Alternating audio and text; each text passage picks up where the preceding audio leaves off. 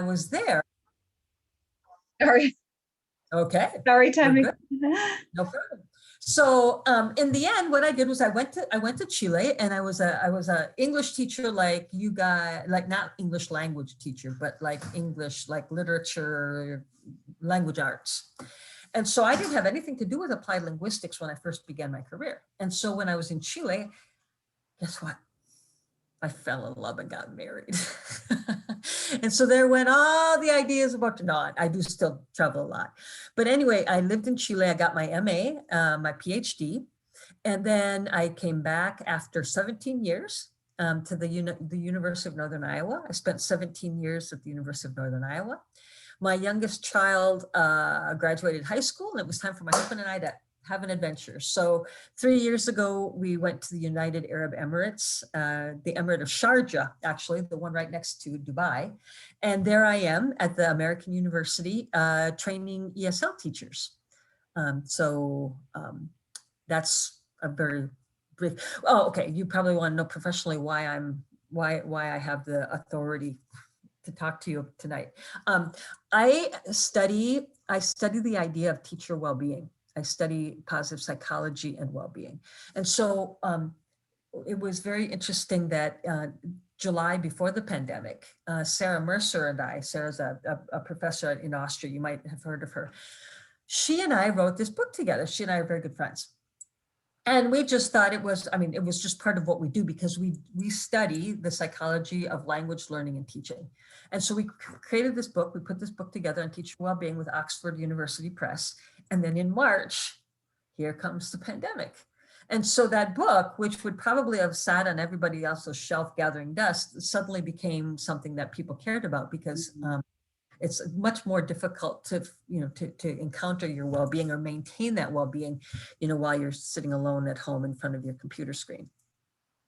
That's fantastic. And yeah, it's an amazing, and you know what, this interview, for everyone listening, I was saying to Tammy earlier, this interview comes at a very, very good time, because Tammy, as you know now, the situation in Australia is just gone belly up, and most of us are in lockdown. And that whole sense of anxiety is just coming to the surface again. So I thought it would be good in today's session to focus on two areas, like the teacher well-being and student well-being. Sometimes when we put them together, it just gets a little bit confusing. So let's start with teacher well-being and our well-being and all the staff that we know. So, a lot of the teachers now and staff, we're very concerned, and we have a lot of concerns about job roles and job security, and the uncertainty about the future right now is just incredible. So I was just wondering if you had any suggestions about how we manage the anxiety about employment. Right. Okay.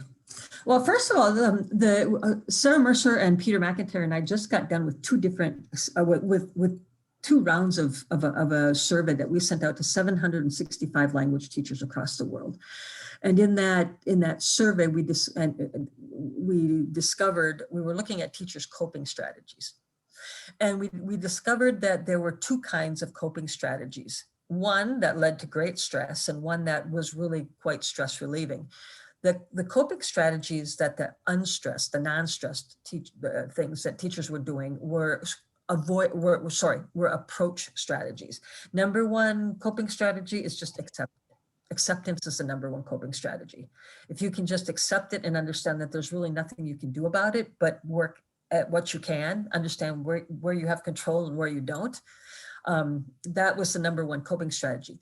The other teachers who were experiencing stress, mostly from uncertainty, Trish, just like you said, and we discovered that a lot of teachers in our survey were actually stressed because of employment issues.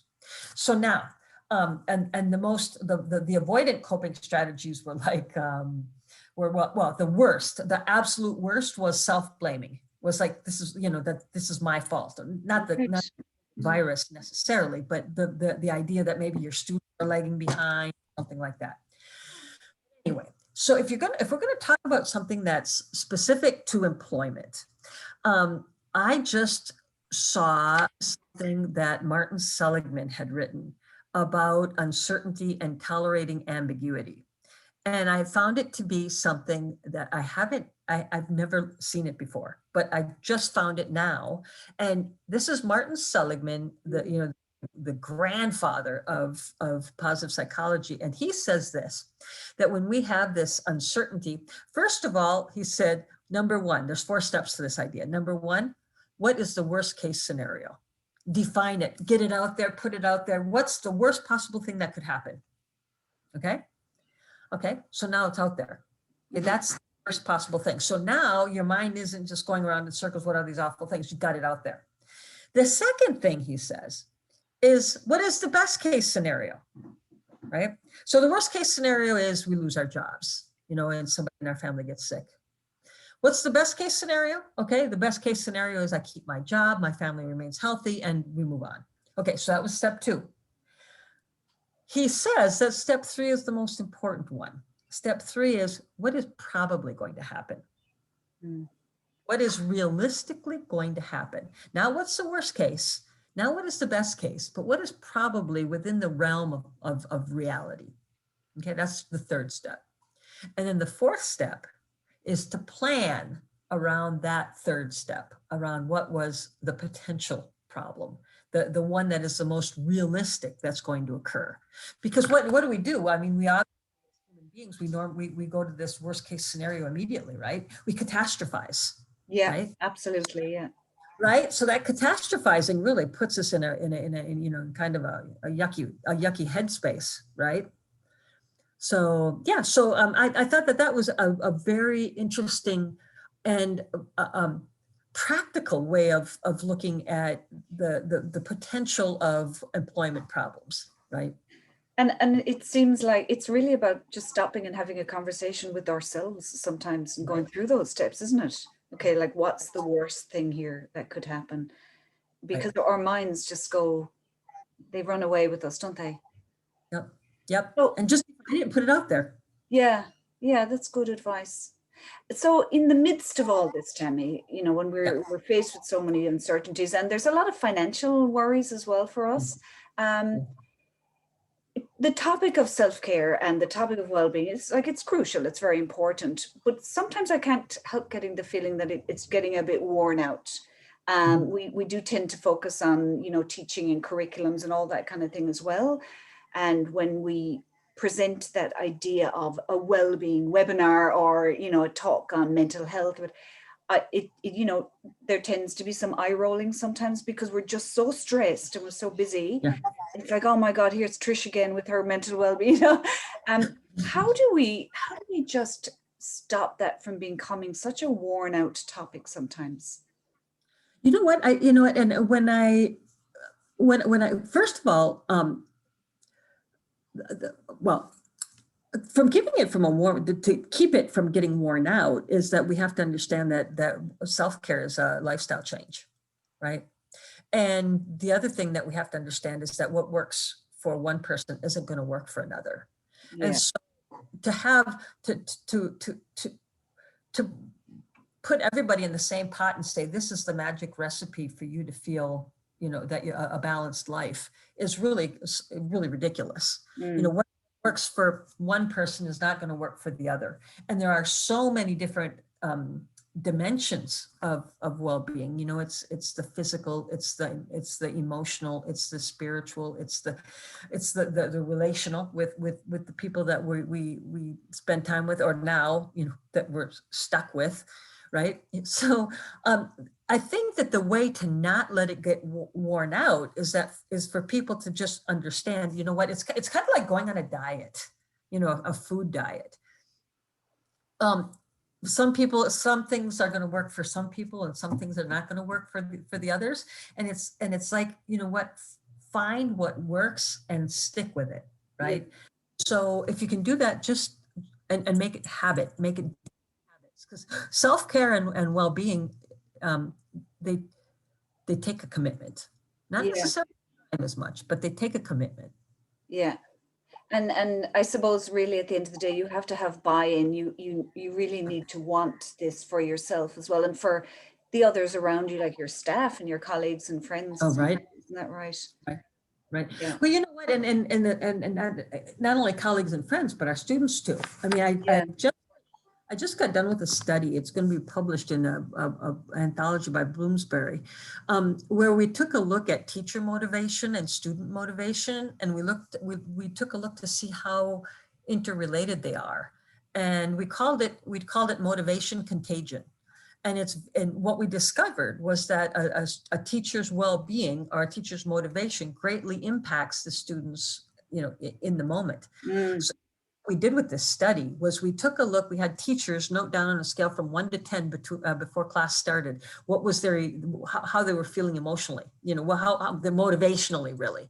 And then the students did it. And then the teachers did it after the class and the students did it after the class. And then we looked at correlations between when the teacher was low, how were the students at the end of the class, right? And it was amazing how much the teachers impacted the students and how much the students impacted the teacher, of course.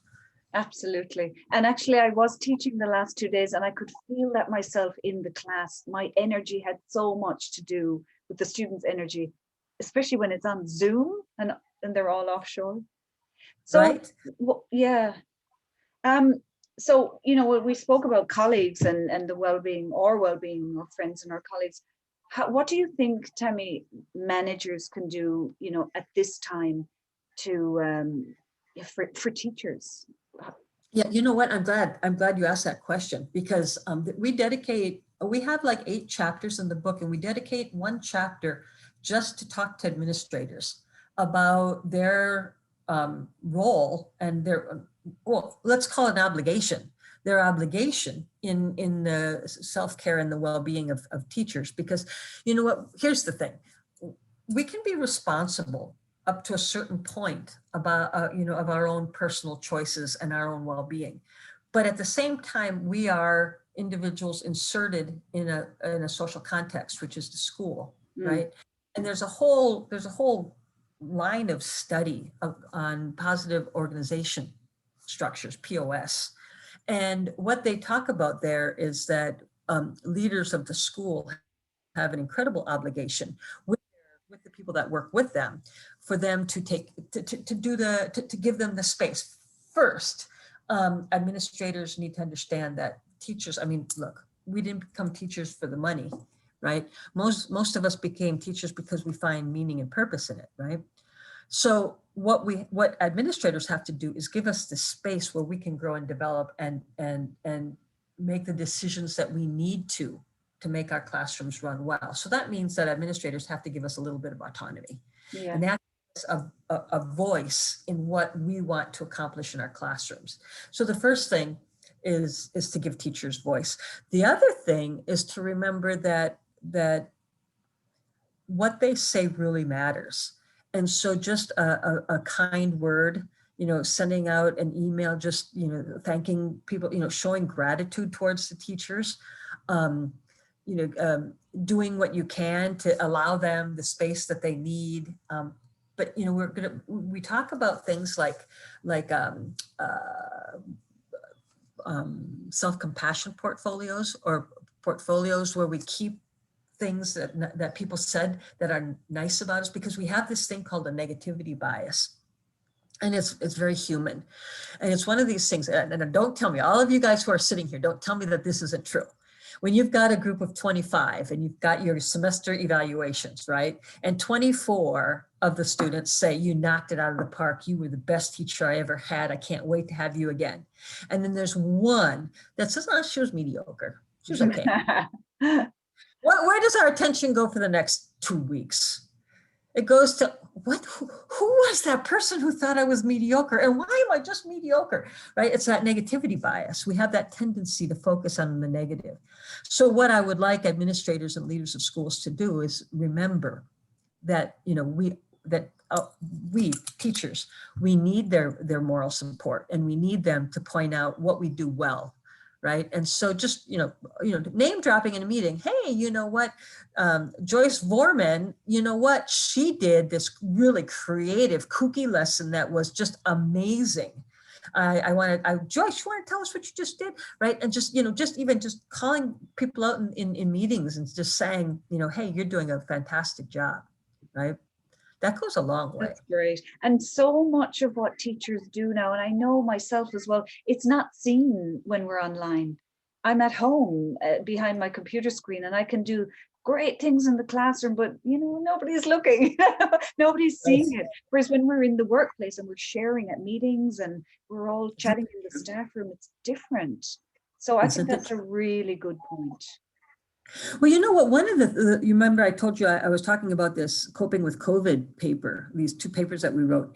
And one of the things that teachers mentioned, now remember, we were surveying teachers and the COVID was in March, right? And we were in April when we did the first round of surveys. So the teachers that were answering were essentially in the same position you are in Australia right now, right? Because Australia is fantastic. I mean, you guys were in the clear, right? And everybody else was, we were glad, right? So then, so we were getting teachers, the answers to their surveys right at about the time you are right now, like going into the remote teaching and learning immediately. And so what teachers were saying when we were surveying them was that they never realized how important those coffee clatches were, those water cooler talks where they just would meet up at, and just talk for 10 minutes during break. Things that were going on, things that they were doing, things that were working, things that weren't. And and then of course, all the conferences have been canceled for the last year and a half. And a lot of these professional development opportunities were those places where we as teachers got together and actually felt a camaraderie, we built a rapport, and we were actually feeling like, we energized ourselves with just being with colleagues who were like-minded. So, yeah. Yeah, I think it's you're making a really valid point. We're missing out on so much. And I think as managers, we kind of keep needing to remember that and acknowledge people and the good they're doing. And that, what did you call that, Tammy? The negative bias? Yeah, it's a negativity bias. The negative bias. Yeah, it's so true. So true. Yeah. So can we just shift focus a little bit now and talk about the student? Because these are the most important people in our lives as well at the moment. Right. So need our attention. So just to give you a bit of context, Tammy, well, from where I am, a lot of our students, my students anyway, are pathway students. So they're offshore. They're studying with us in the hope that they will go into university or follow on to their next course in the future. And they have always had this terrible uncertainty as to when the Australian borders will open. And of course, now we've gone into lockdown and it's a bit of a kick in the stomach, I think, because they think, oh, I've got to wait even more than I thought now. And they're just so, and I know myself from my own students, they're so anxious and they feel extremely isolated. And sometimes I wonder, how do I reassure them? There's not much I feel I can say, but what can we do to reassure the students? Yeah, you know what, I was thinking about, about the loneliness and the isolation. And there were a couple of things that some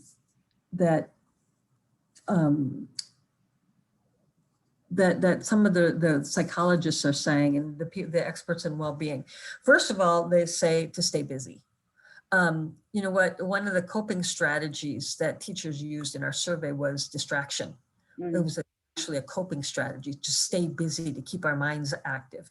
Another thing is that to always find a way to connect with others. They call it social distancing. They should probably call it physical distancing, because you can still socialize a lot on the computer. I don't know, you guys in Australia probably haven't had to do as much of this as we have in other countries. But, when we were in lockdown, we would have these cocktail parties where everybody would come to Zoom with their glass of wine at 6 o'clock, 7 o'clock at night. And we would have a Zoom cocktail hour. We'd have everyone would turn on their computers and they would play, games. But the idea with these kids is that somehow they're going to have to stay connected. In the UAE, we had a lot of students who they couldn't live in the dorms because we weren't allowed to have the dorms open. And so I had students myself who were living completely on their own in an apartment with no family, with no friends, no nothing. And they were just alone in their apartments. And so we would often, take turns checking up on them. I mean, just by computer and things like that, right? The other thing, stick to a schedule.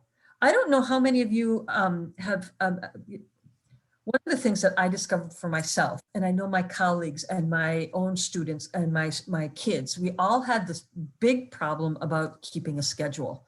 When you've got 24 hours and now you don't need to do anything but, be in front of your computer at this time and then that time, what happens is that the whole schedule is messed up. And so we have there's this Parkinson's law that says that we will do work with the amount of time that we devote to it. So if I've got to plan my classes for next week and I give myself an hour to do it, I will get done in an hour, right?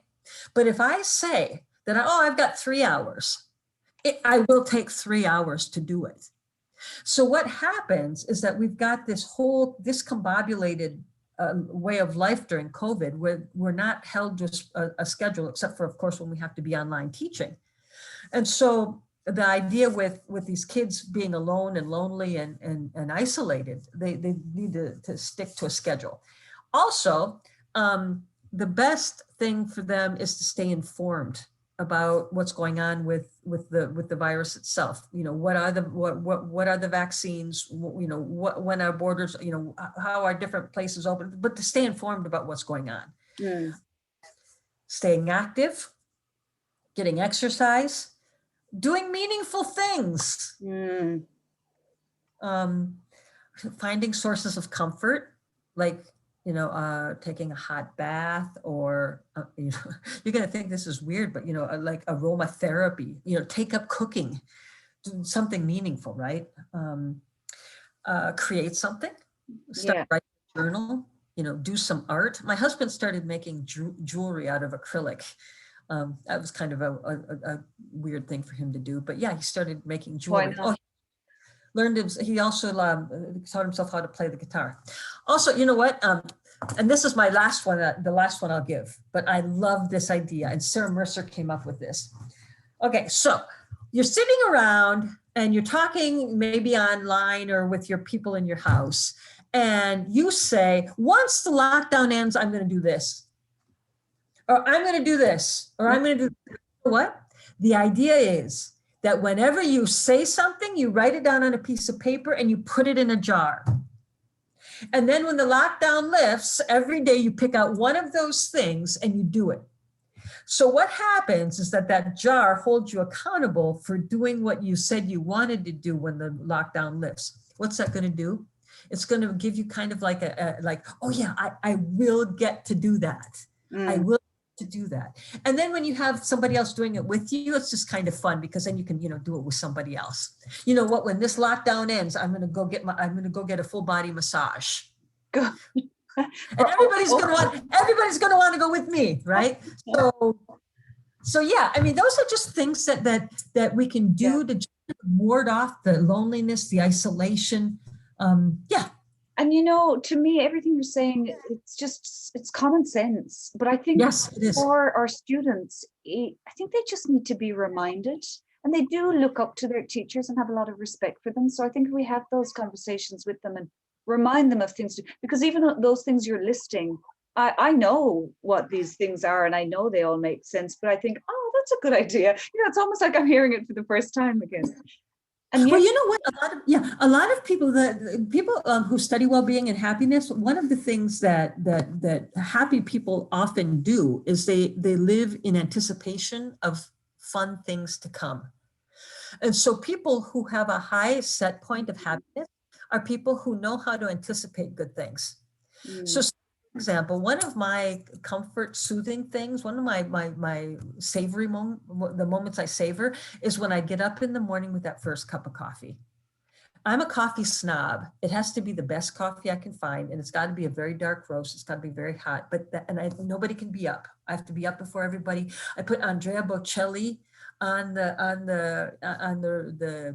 the stereo, and I sit down with that cup of coffee and I look outside and it's just, but you know what? That actually gets me out of bed. Yeah. Because Yeah. if I'm laying in bed, I can anticipate that cup of coffee and it's like, oh, I'm going to get up and get Yeah. that cup of coffee, right? And so it's just these things, it's kind of like, oh, I get to go to Cape Breton to see Peter McIntyre and go to this conference next summer. You know what? So all year long, I'm going to be thinking about all of these friends that I'm going to meet again once the lockdown lifts, right? So we can live living in anticipation of good things. Mm-hmm. So, yeah. And stories like that to our students, I think, are just really important, like every now and again. And yesterday I was in a class with students, and the material was quite heavy. We were doing essay writing or whatever. And I stopped and we thought we'd take a chat break. And I said to them, type in the chat something that you did in the last 24 hours that made you in that moment feel genuinely happy. In the last 24 hours, what did you do? So I watched a movie, went to bed early, cooked a nice meal. And there was one guy in the class and he didn't type anything. So we said to him, so what did you do? He said, nothing. I can't think of anything. And I said, surely Oh, there's sweetie. one little moment that you thought, yeah, this is nice.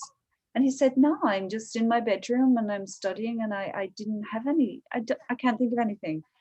Oh, And sweetie. Yeah. so so we all had a chat and we gave him ideas and he kind of came around, and we'll ask him again today. But it made me realize that there are some students that they don't value that.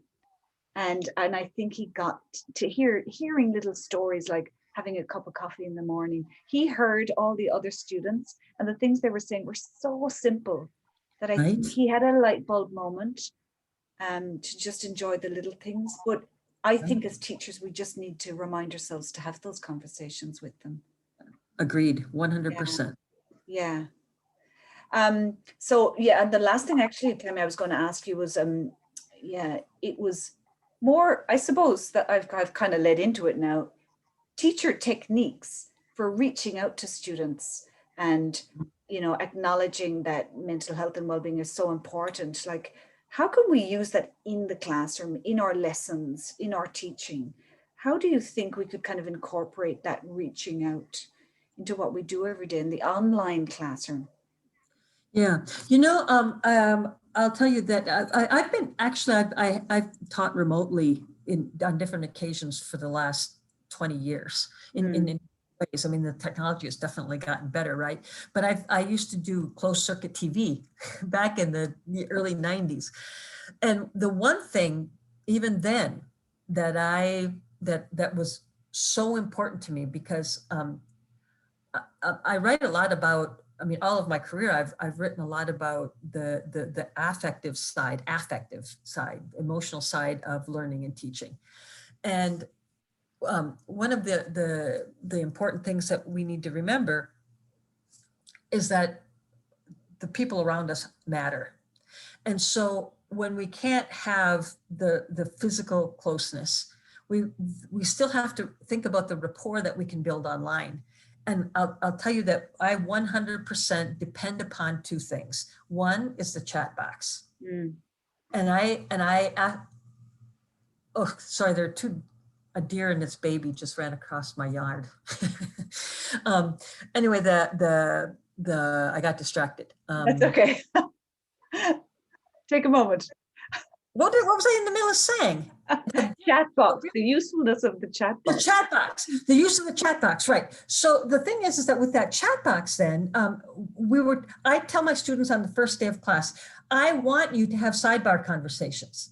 I want you to use the chat box as if you can whisper to somebody next to you. I want you to use the chat box to make commentary on what somebody's saying, but I want that chat box to be a place of positivity.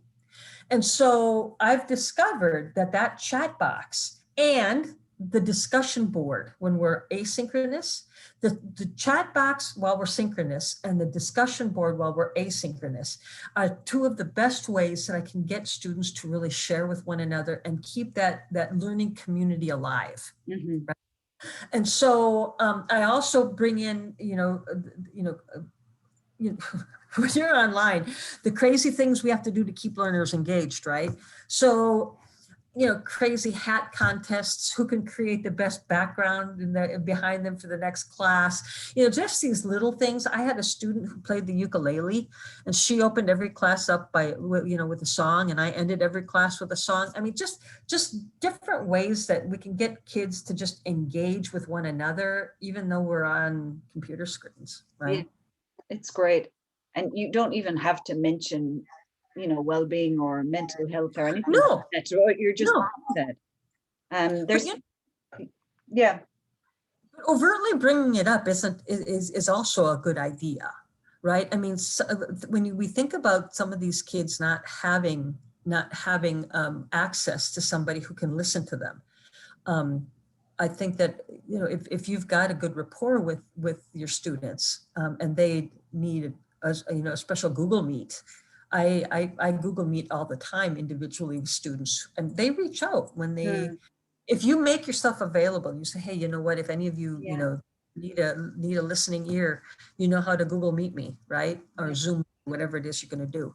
But I've had probably in the past year, probably 50 conversations with students, just one-on-one.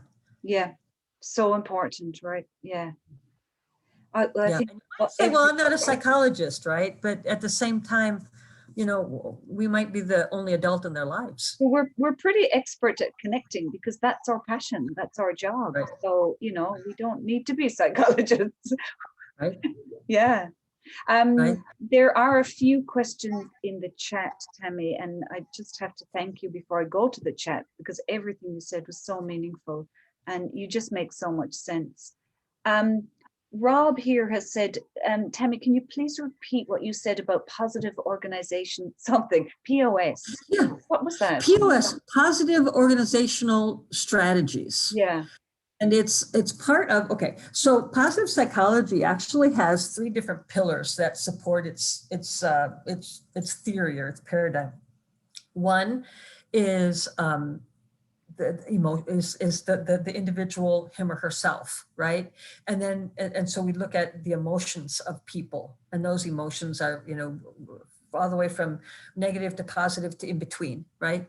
And we also have the second pillar, which are traits, which is like personality and how people behave, more as stable features. The first ones are much more dynamic. The second pillar is much more stable, but it's personality and traits. And the third one is actually what Robert's alluding to, which are institutions, positive institutions, and those can be schools, churches, universities, and they talk about the psychology of positive organizations and what these organizations need to do in order to take care of the well-being of all of the members, not just the students and the teachers, but the secretaries and the janitors and everybody in between.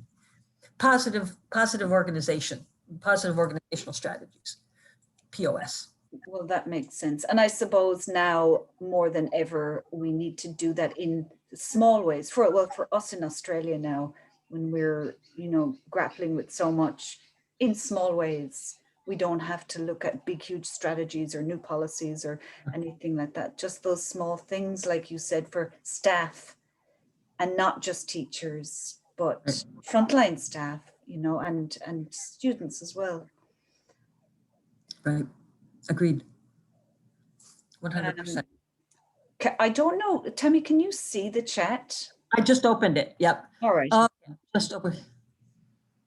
If there's anything there that you'd like to. Right. You know what? Joyce makes an incredibly astute conversation here. She says that games and having fun online with students is a good thing to do, including easy stuff in between the challenging and new material. That is 100%. You know what? Just having fun every once in a while, or making the material more palatable, because what's worse than sitting online all day.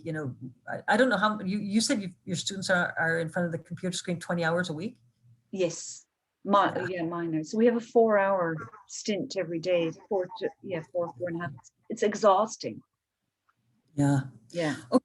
Sandra says there's a need for students to feel they belong in order to enhance or keep them engaged. So even with the continuing border closures, we need to come up with initiatives to give realistic hope and encourage connection with your institution so they still choose you when things open up. This is a challenge, right? 100%. But you know what? I have to say that Australia, if I had to choose, I mean, if I had to choose a time for the country to go, you said belly up, Trish, so your word. You know what? I'll tell you that it's better to have the uncertainty now with the certainty of the vaccine.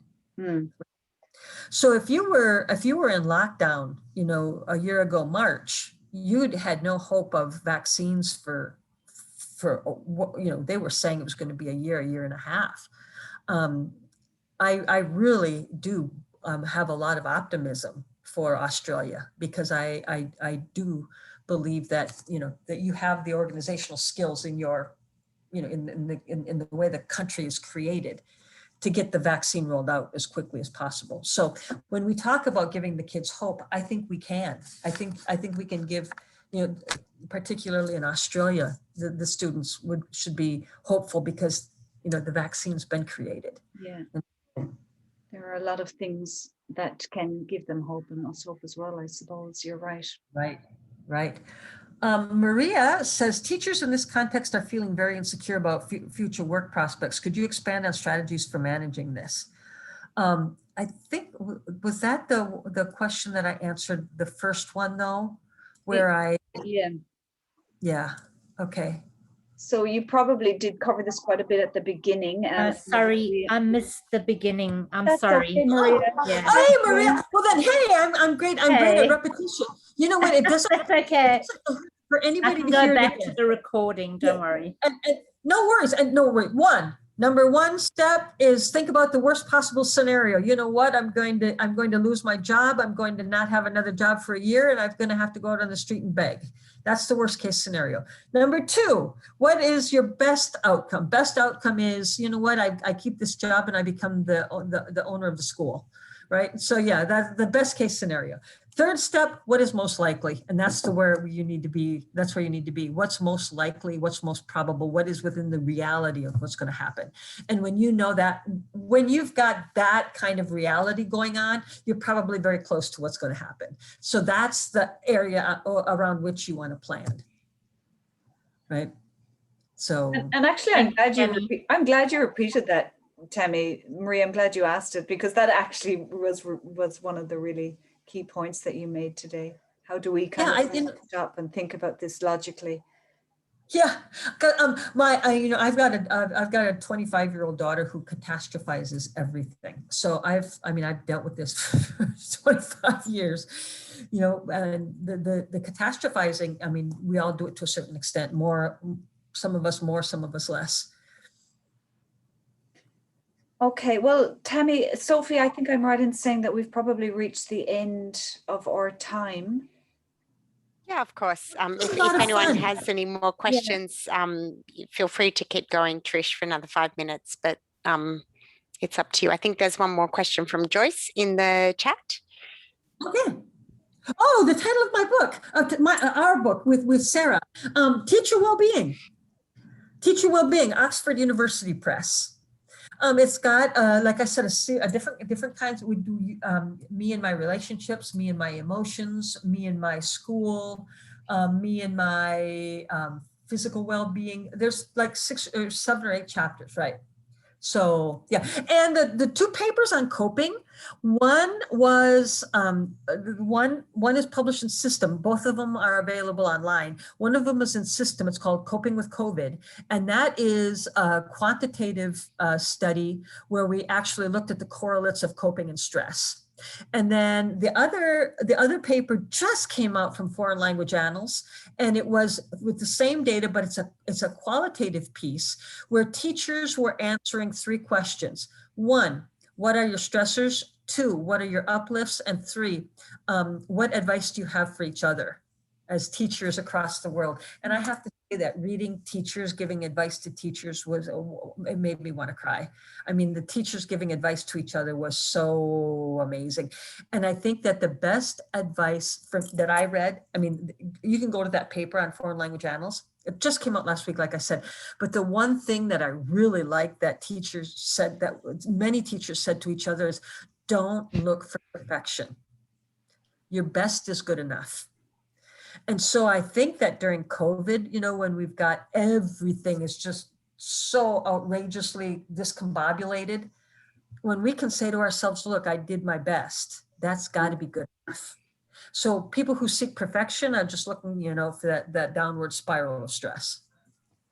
Yeah. Your best has got to be good enough. Fantastic advice. What a fantastic question. What advice can teachers give to each other? Yeah. To each other. Fantastic. Right. Yeah. And it was just really, it was very heartwarming to hear teachers. And then of course, teachers also said, you know, take care of yourself, you know, practice compassion. Yeah. Right. Yeah. That's fantastic. Yeah. Well, Tammy, thank you so much. You're welcome. Me, from everyone in Australia, from all of us here. You look at all my positive energy for Australia. You know what I've got? I'm very optimistic, actually. I'm very optimistic, right? We wanted to go to Chile because my husband's Chilean, and we wanted to go to Chile in July, but Chile's borders are closed now too. So, oh, you guys are in winter.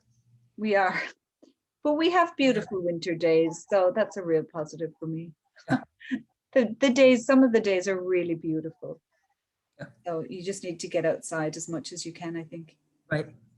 Well, thank you for your positive energy, and we're resilient. We'll be okay. We'll be. Okay. I know it. You know, the Australians, I think that they're probably one of the most resilient breeds on the planet, from what I understand. Correct. Yeah, I know how you were founded. Thank you so much, Tammy. Yep. Okay. And Trish, I also just want to say thanks to you and to the other mental health SIG conveners for organising today's session. I think it was really timely, as you said, with everything that's going on at the moment, for people just to touch base with each other and also to check in with their own well-being. So thanks, Trish, and thanks, Rob and Heido as well, who are here. Thank you, Nick. Tammy, it was a real pleasure to hear from you. For me too. Okay, Liz, thank you. Thanks, May. We'll see you during the next pandemic. Soon. Thank you. Thanks, everyone. And please do join our Facebook group on the for the Mental Health SIG. I've popped that link in the chat. And we'll share this recording with everybody as well. Apologies if anyone had, or for the people who did have issues joining. That's okay. Thanks Thank so you. much. Bye-bye, everybody. Thanks, Tammy. Best of luck. Thank you. Thank you so much. Okay, bye-bye.